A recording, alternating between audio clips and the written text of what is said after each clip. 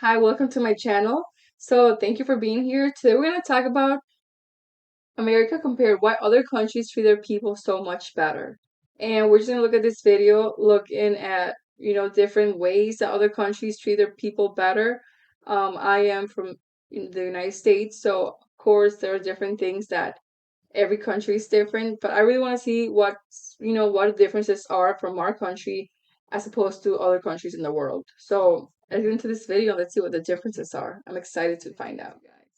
Something that will probably offend many of my viewers. Let me preface this by saying that I, as an American, include myself in the following statement. Americans are quite possibly the most willfully ignorant people on the face of the planet. We have access to the sum total of all human knowledge, yet our understanding of the world rarely extends beyond our own country. And even then, the majority of Americans believe in a vision of the country that does not actually exist. It's not that we're stupid, we just tend to blindly accept that the US is the greatest place on Earth, and therefore don't see any reason to educate ourselves about the realities of the rest of the world. In this episode, we're going to pull back the curtain on how America actually compares to other countries, and consider why the richest country on Earth fails to treat its people with dignity and fairness. I'm going to provide a list of important topics, then for each item we'll compare the American experience with that of citizens from other nations. Hopefully by providing a side-by-side comparison, you'll be able to see the stark contrast between how most Americans see their country and how it really stacks up against the competition. To give you All right, I'm gonna pause this right here. Just so you know, my background, I am Latina, which is I am Mexican, Guatemalan, my background, my parents, but I was born in the United States. So I am an American. So for me, I consider myself a Latina, which means that I come from a Hispanic family, like as Mexican, Guatemalan. My cultures are different. It could be also, for example, if somebody was born here, but they're like Italian and German, their families, from a different culture, stuff like that. Uh, so that's what my background is very strong background, very heavy background. My first language was Spanish before English. So yes, so just I come from a very, very rich family culture. Um, so I feel that, my view on America and my view on the rest of the world is that there's so much more than just the United States. I have actually been to those other countries. I've been to Mexico and Guatemala, and I see just different things. I see that other countries do have more affordable healthcare, for example, for other citizens. The medicine isn't like crazy expensive. These are things that I've noticed just by living like as a regular person with all these different backgrounds. And so like when you said that a lot of people are like very clueless, stuff like that, ignorant, I understand. I do see my fellow Americans that are kind of very ignorant. I think I'm not that ignorant, but there's so much to learn. Like I said, I want to do this channel because I want to learn things, and also like I do like it for entertainment purposes, but I also really want to learn about different cultures. My husband, he's doing a lot of stuff like this, and he's learning so much. So that inspired me to want to learn too, because when you talk about geography, stuff like that, I'm like not the best still, and that's very embarrassing for me.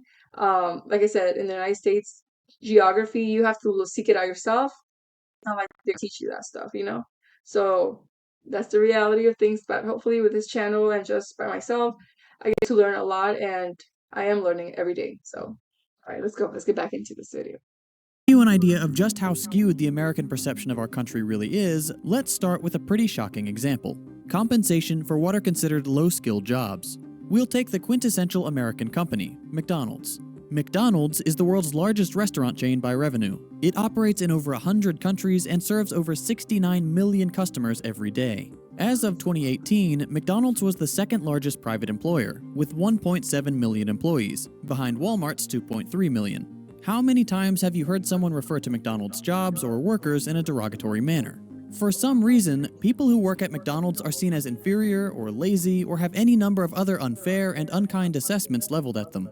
This probably stems from the old notion of flipping burgers being a job anyone can perform. But the animosity towards low-wage workers has grown significantly in the past few decades. And in America, McDonald's workers really do suffer a low wage. As of 2020, the average crew member at McDonald's makes $9 per hour. The average McDonald's cashier makes $8 per hour.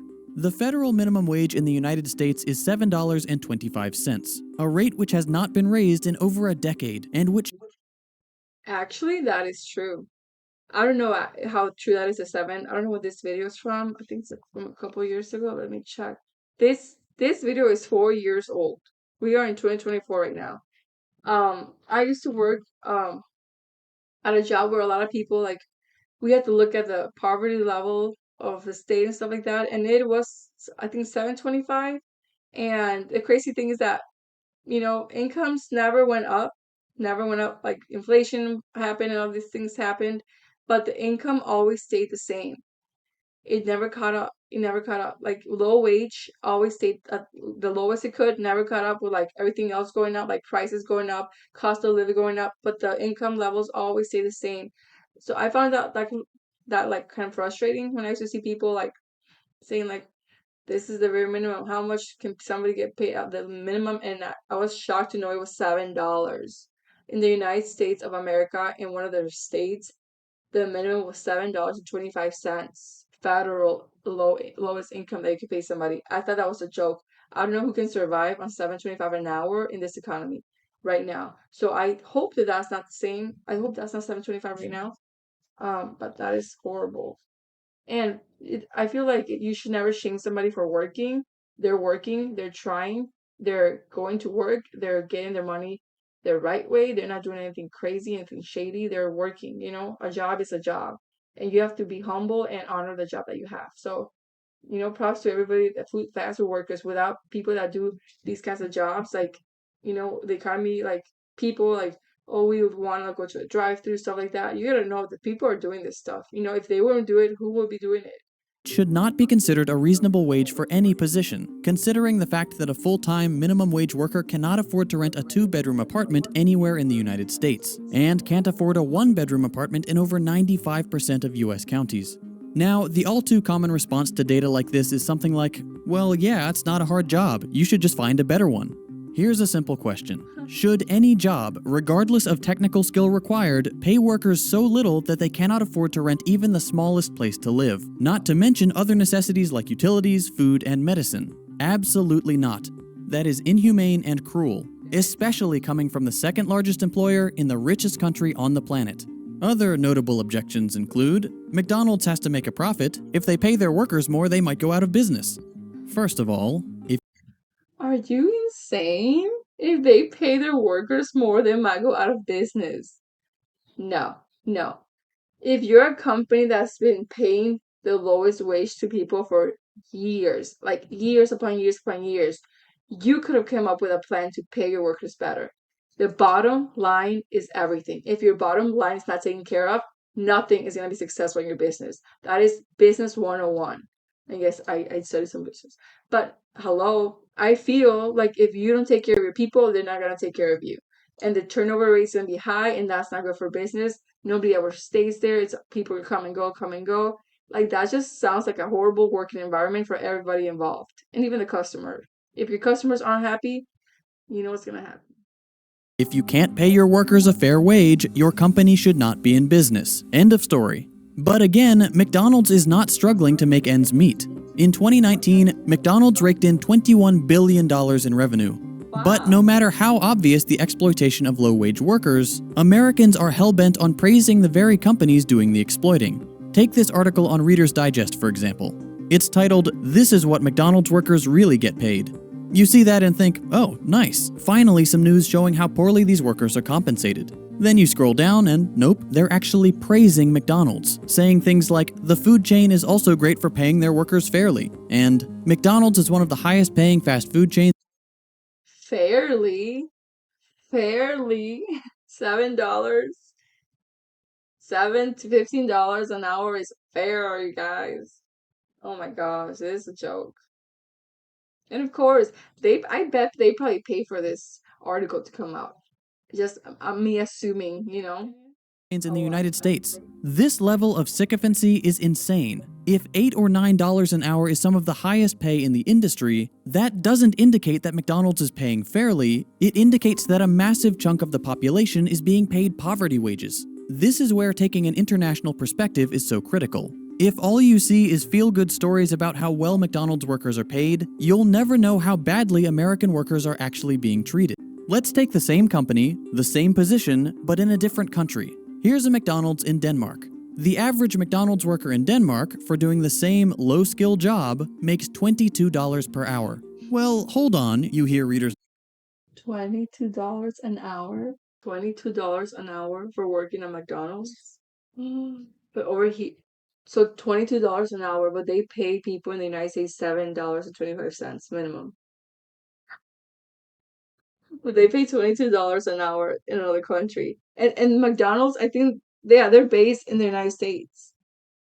That's like a slap in the face, in my opinion, to the United States, to the workers of the United States. They're doing the exact same job. And don't forget about healthcare. I'm sure they have free healthcare. And they're getting paid $22 an hour. Okay? And over here, they're getting paid at least $7.25 when this video was made. Digest scream from across the Atlantic. McDonald's workers in America get paid vacation days after just a year of work. Wow, enticing. In Denmark, when you're hired at McDonald's, not only are you making nearly 3 times what you would make in an American Mickey D's, you also instantly have access to a full year of paid family leave and a pension. No slaving away for a year to prove your value to the company. You're hired and you're treated fairly. Simple as that. McDonald's can afford to compensate all their workers like this, but they won't, because US laws allow them to exploit American workers to the point where they're basically slaves, earning the bare minimum to survive. That just shows how crappy the United States is for allowing these corporations to do that to them, to the people. Because Denmark doesn't allow that, right? So the McDonald's like, okay, we'll treat people with respect. But in the United States, whatever, whatever, make your money. So who cares? Who cares about you guys? Paying all of their income and often going into debt just to pay rent, and having no way to escape this vicious cycle because they're working such long hours. This is the case across all of America's low-wage jobs, of which there are many. The plight of the low-wage worker is incredibly dire, and all you have to do to understand that is look at how those same workers are treated in other wealthy countries. Let's move on to another topic: work-life balance. Fair wages are definitely part of this equation. If you're paid fairly, you don't need to work a second job, which will free up your time to be spent elsewhere. Remember, you as humans shouldn't be working 24/7. That is like slave labor, I feel like. You're not gonna have a life. You're not gonna have to do the things, have time to do the things that you love, spend time with your family. Like if you're dating, how can you even date? Like how can you build relationships with people if you're always working? But we're going to focus on other metrics, specifically the length of the work week, vacation time, and parental leave. Let's start with the US. Most Americans would say that 40 hours per week is full-time. That seems to be the general consensus. But, in keeping with the country's exploitative labor practices, the hilariously named Fair Labor Standards Act does not actually define what qualifies as full-time. That's left up to the employer. Okay, why does this Always gotta have them loopholes, right? All them loopholes. matter? Well, think of your past part-time jobs. Did you get any benefits? Healthcare, 401k? Probably not. Most benefits, when they're offered at all, are reserved for full-time employees. Companies don't want to provide benefits because they affect their bottom line. America is all about cutting costs, and providing workers with fair compensation is a cost. Imagine you apply for a full-time job at Best Buy. You're offered the job, but they tell you they only have part-time positions, but they can give you almost full-time. They make it sound like they're doing you a favor, offering you more hours than normal part-time. But this is just another example of employers exploiting their workers. If you work 37 hours per week, you're essentially a full-time employee, but they don't have to provide you any sort of benefits. No healthcare, no vacation, nothing. This is a common Keep in mind, keep in mind that the healthcare comes out of your paycheck. Only because you work at with an employer does not mean that they cover your healthcare. It means that you have to pay them for a cheaper healthcare if you get like a private plan somewhere. So you're still paying for your healthcare apart from whatever, you know what I'm saying? If you get like let's say that you're a full-time employee, you get to work 40 hours, you're classified as a full-time, you still like have to pay out of your own pocket for the portion of your healthcare every month. If you have a family, it's gonna be more of a bigger chunk out of that check. So, other countries that have the free healthcare, in my opinion, they have it better because they get to work all these hours, or the last or more, doesn't matter, you still have free healthcare. A lot of people work because they need healthcare in this country. I feel like they mostly work because of the healthcare. Even if they could be business owners, they probably want to work somewhere just to get healthcare, which is sad. In practice, companies will hire people but keep them just below the threshold for full time to avoid providing fair compensation. I've seen it happen.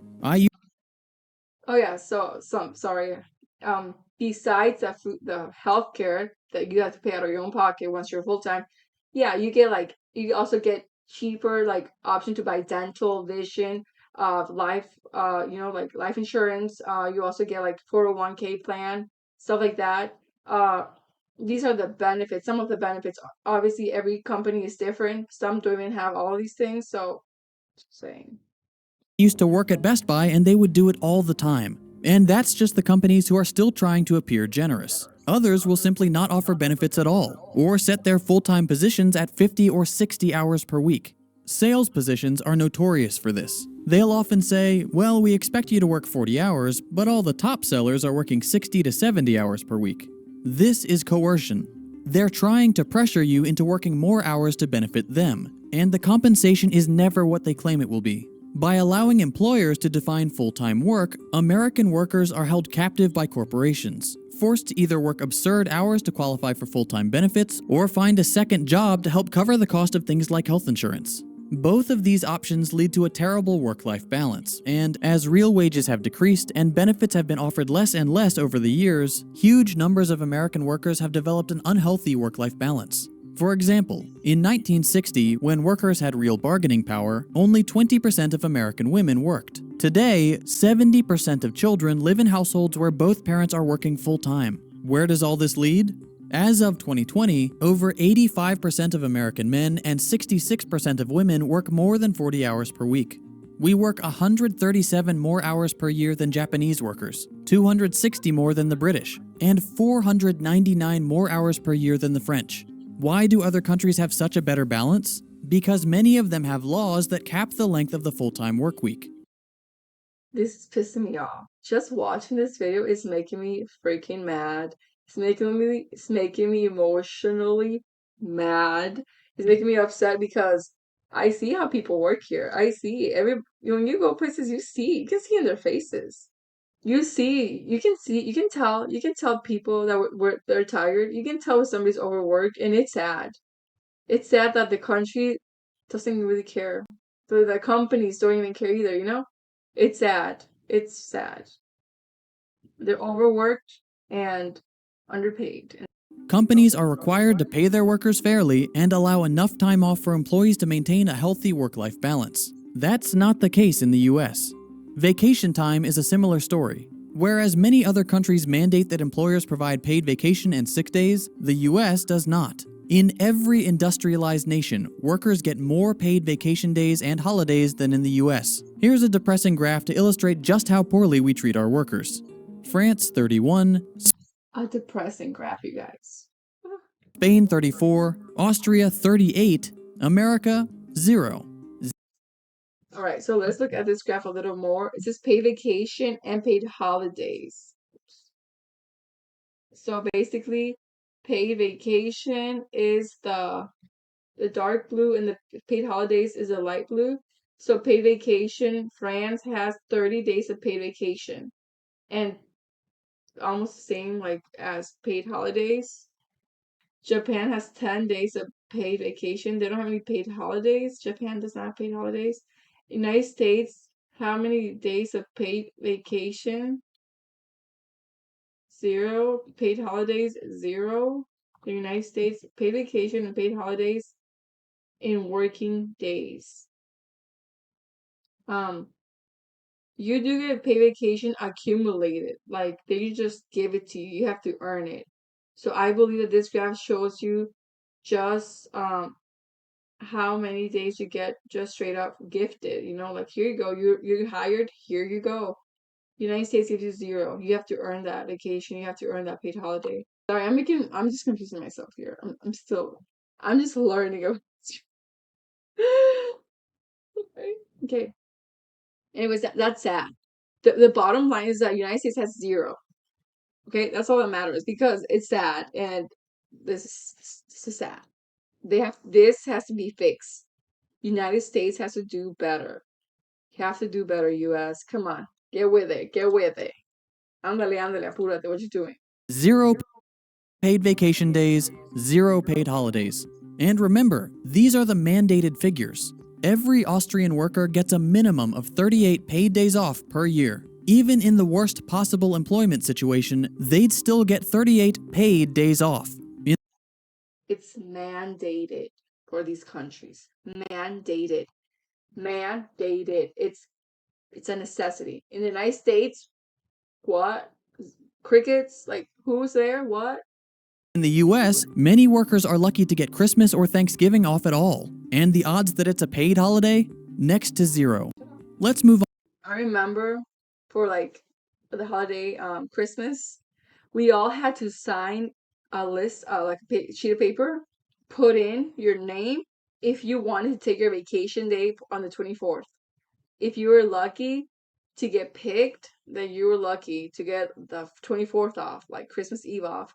But if you weren't, if you were like were brand new or like you had already maybe like the time off last year, they didn't pick you again. So that was kind of crappy because since being a young girl in school, I always spent Christmas Eve with my family. You know, like getting ready because Christmas Eve is when we usually celebrate Christmas, like the Eve, at midnight, opening the gifts and stuff. So the 24th, we were gonna get everything ready, get like food, clean the house, the cooking, everything, wrapping extra gifts, like last minute stuff. So it always seemed odd, like, start working and like, oh, the 24th, you have to see if you can take it off. Maybe you'll take it off, maybe you won't. If you're lucky, you will, if you. So that always bothered me because I'm like, well, darn, you know? Move on to our final comparison, paid parental leave. Many Americans aren't even aware this is a thing, so let me explain. Yeah, a lot of people don't know. My husband, he knew about it, but I guess as a man, I think from a man's perspective, you probably don't feel like you have to take the day off all the time off because you didn't have the kid.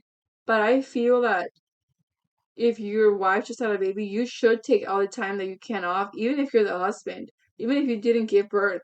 Because when a baby's born, you need all the help you can from your partner. Like helping with a baby. It's new, especially when it's your first baby. You need to have all the help.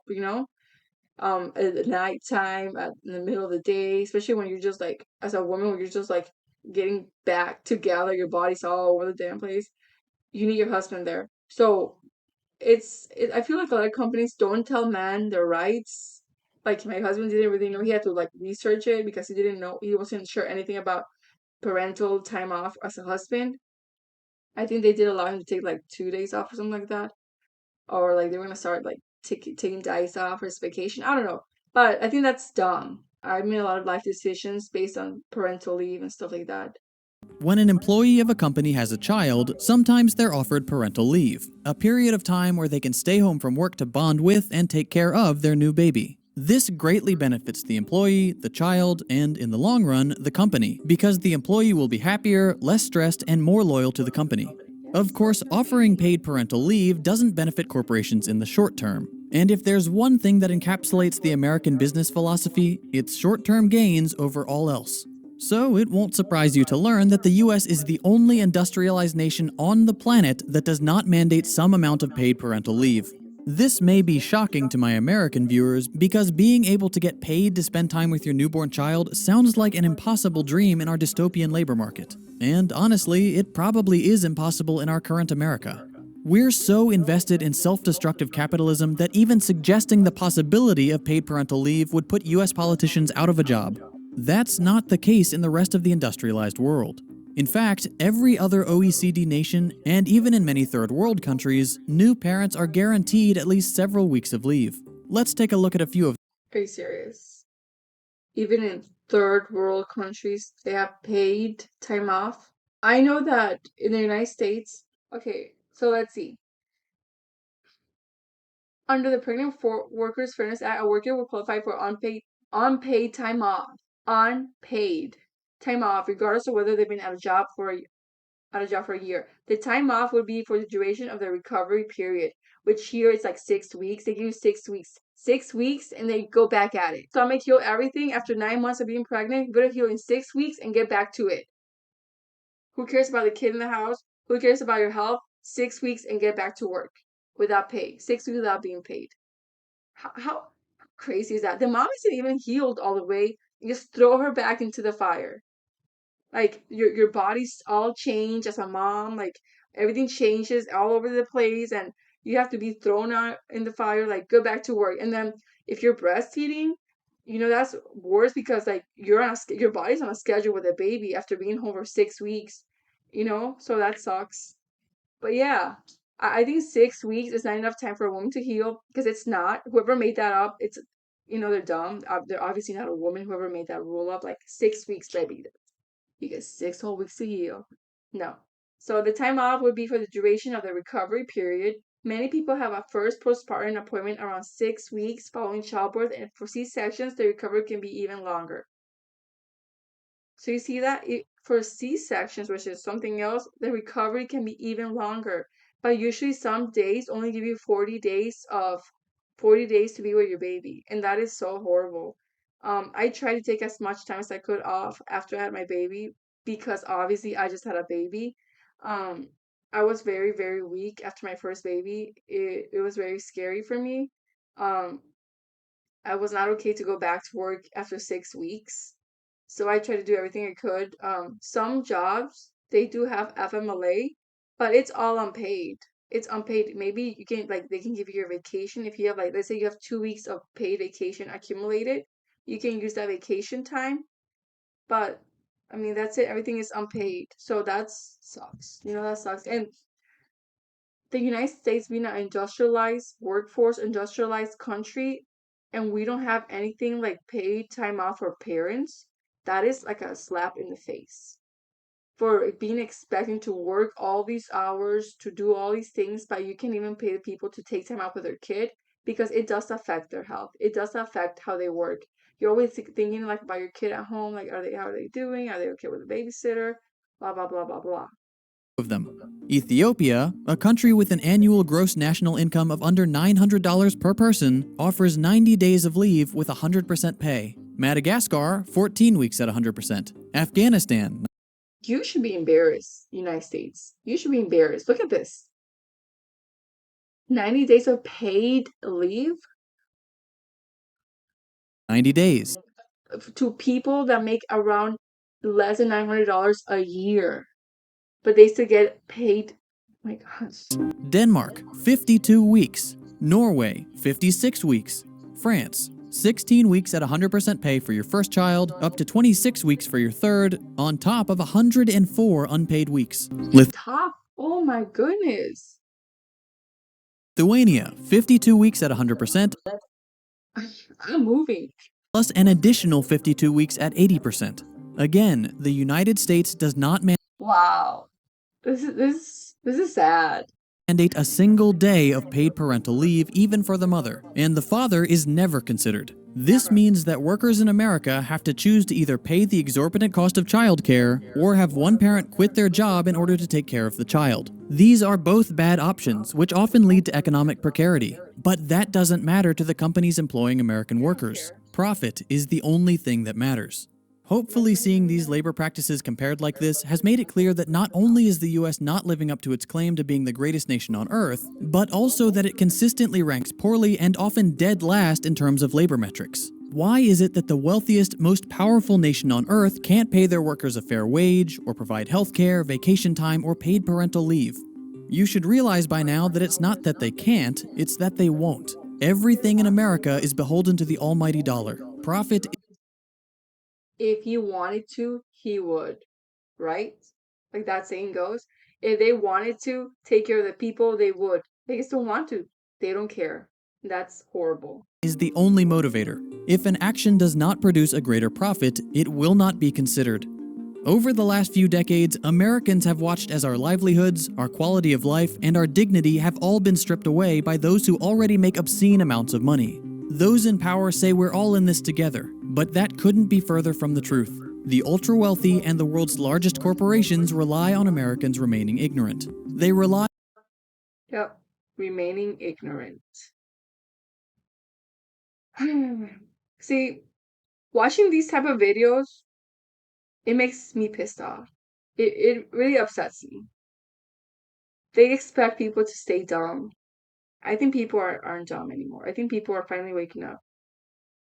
And I hope that more people get to see these things and that we, as employees, start to ask for better treatment, you know, that people can start to make changes for the better. Um, because this is it's not okay. On us accepting the lie that America is the greatest nation on earth, that it couldn't possibly get any better. All you have to do to shatter that lie is to take a look around the world. Other nations take care of their citizens. Even impoverished nations, or nations that we've bombed into oblivion, take better care of their people than the US does. American workers need to relearn the language of class struggle and work together to break the wheel of the capitalist machine. If we want to claim that the United States is the greatest place on earth, we need to make it that way. Bravo, bravo, bravo, bravo. That was a good video. You know, I commented a lot. I'm still getting new to this commentating thing, but I think this video is really big eye opener to the way that, we're treated here in the United States of America, good old USA. I hope that in the future things do change. And I know hope can only get you so far, but just gotta hope a lot and hopefully that in the future we all come together to ask for better things for us, like paternity and maternity leave at least. Um, Anyways, that was a good video. Like I said, a lot of places here in the United States, like they do have good things here, but they need to work on things that like these. Like these are big things that need to be worked on. The maternity leave, the paternity leave, the work hours, the way that people are underpaid. All of these things need to be changed. And hopefully they can, you know? It's good to also look outside of your own house and see what's going on to get ideas. Anyways, thank you so much for watching, you guys. Leave a comment below. I don't know about whatever you want. Let me know what other type of videos you want to look at. Like I said, this is my first video here on this channel. I appreciate everybody watching this, everybody that subscribed. Please like and subscribe if you haven't already. And yeah, join this journey with me and have fun. All right, have a great day. Take care. Bye.